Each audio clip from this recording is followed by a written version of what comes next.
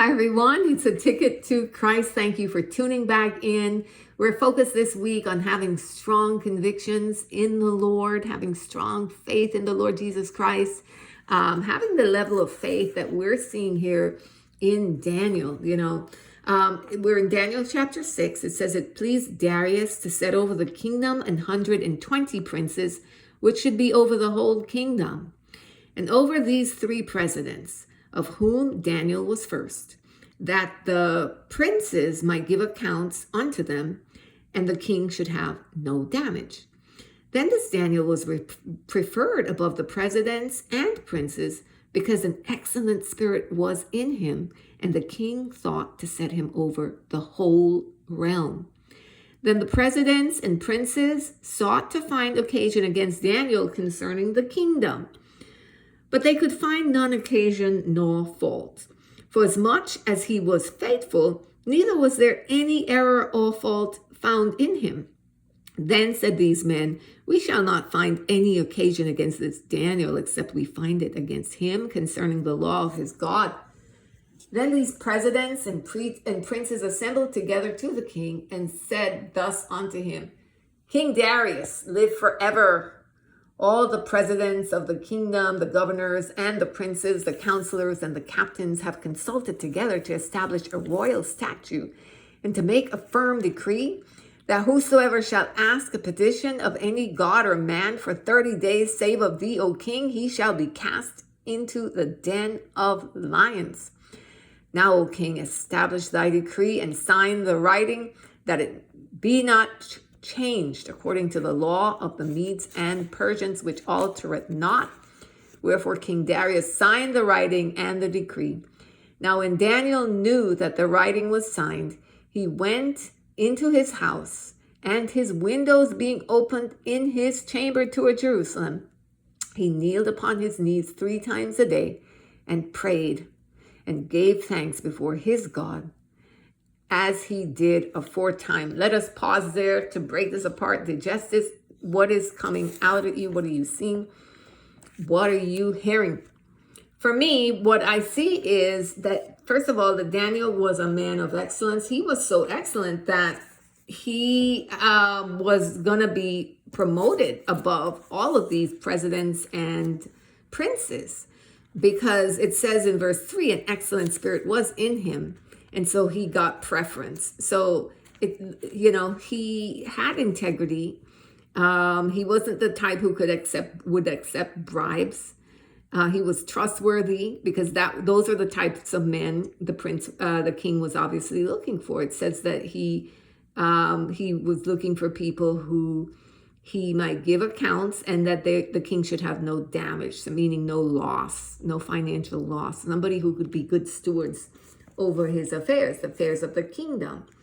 And so because of that, these people grew envious, obviously, of him, but they couldn't find any fault. It says because he was faithful, there wasn't any error in him. And you think about this and you think, this is someone with strong convictions at work. So in our righteousness, making sure that we have strong convictions in what we do at work, that we're doing it with excellence, right?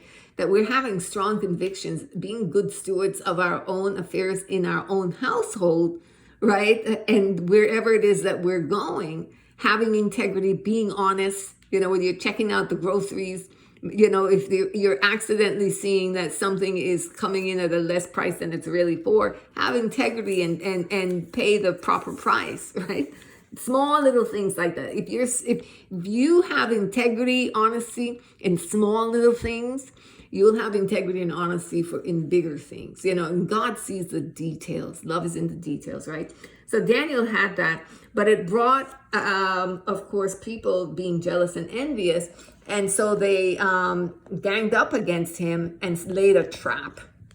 But what stands out strongly to me is that, first of all, in verse 10, Daniel didn't go running to the king saying, "Oh, king, please don't listen. They're laying a trap for me. And this is, where it's going." He didn't try to plead his cause. He didn't rise up against them. It says when he knew that the writing was signed. So once he heard, okay, no, the king signed this, He just went and did what he normally did. He did not change what he was doing. He didn't close the windows, right? He didn't say, well, I'm just going to, for the month, because it was just a temporary decree for 1 month, 30 days, right? He didn't say, for just this month, then I'm just going to do something different. Just going to fast instead. Just change the way I do it a little bit and just do a workaround. No. He stuck with his convictions, his loyalty to God. So you see here, it's a trust in God's character. He's putting his whole trust in the character of God, God's faithfulness. And he is but this is not just, oh, I'm just this religious person being religious. You're seeing that this is the way that he lived. He lived with an excellent spirit out of a reverence for God. So that's where the motive came from. The motive isn't coming from, I'm gonna be excellent because this is the right thing even to do. He's being excellent because of who God is. He has a reverence for God, a fear of the Lord, right? A fear of the holy, a knowledge of the holy. That's what I'm getting here. That he had a knowledge of the holy.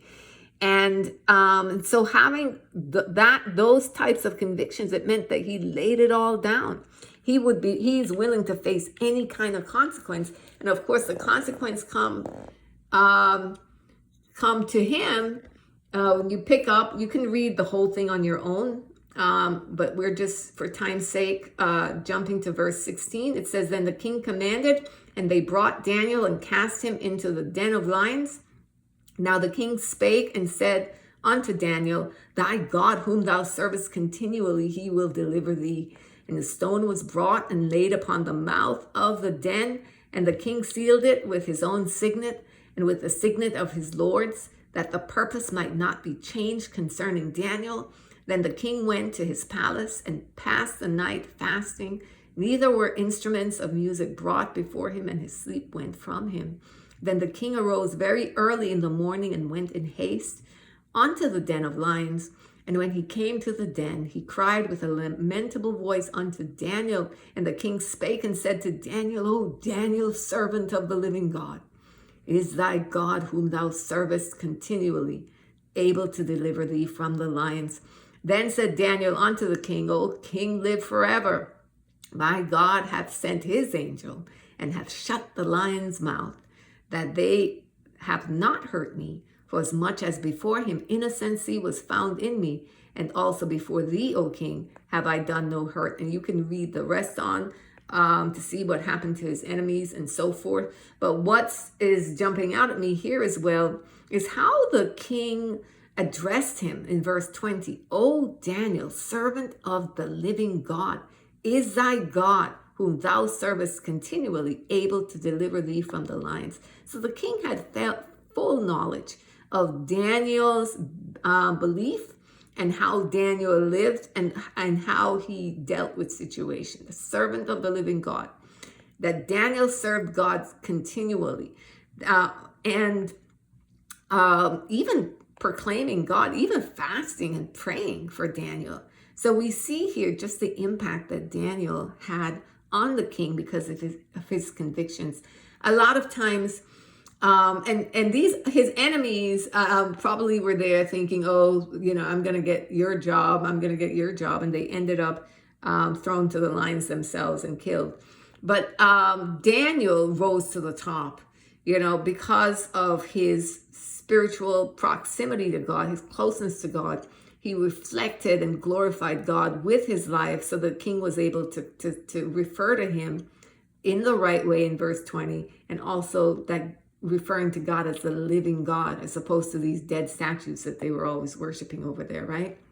And then Daniel rightly explained in verse 23, the last sentence, right, that or the scripture explains that no hurt was found upon him because he believed in his God. And it's that faith in God, in who he is, that God is a father who delivers, that he doesn't just bring us there to leave us by a roadside. God is going to see us through whatever challenge or difficulty we're in. He's going to be there with us, holding our hands. Now, sometimes we have to go through it like Daniel did. He didn't change the king's mind, or the king didn't do some kind of a other miraculous fix to the law. No, Daniel had to be thrown into the lion's den. He had to make a decision that he was going to put his faith and trust in God.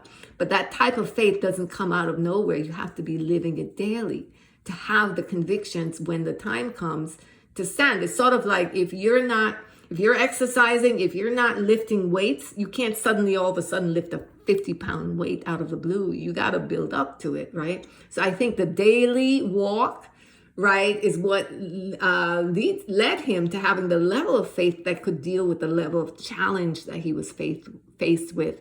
Now, for some of us, it might end in death, like in the book of Acts, martyrdom, like Stephen in Acts chapter 7, he laid down his life, but we see that it doesn't end there, right? Because there is no death in Jesus. It's just victory. You're just going home to the Lord. So however it ends, God gets the glory and the victory, right? Much comes from it. So that is what I'm getting from this, beloved. We're going to look at other examples this week. I think this is an exciting thing, and it's the right time for us to really look at examining our convictions for righteousness, our convictions for living the type of life that is pleasing to God, that reflects him, that brings him glory and honor, that we won't have to be ashamed when we stand before him on Judgment Day, that he will say, I know you. He won't say, I never knew you, be gone. He'll say, I know you, this is mine. He'll call our name saying, this one is mine. He or she belongs to me. That is it for me, beloved. We'll pick it up again tomorrow. Have a great day.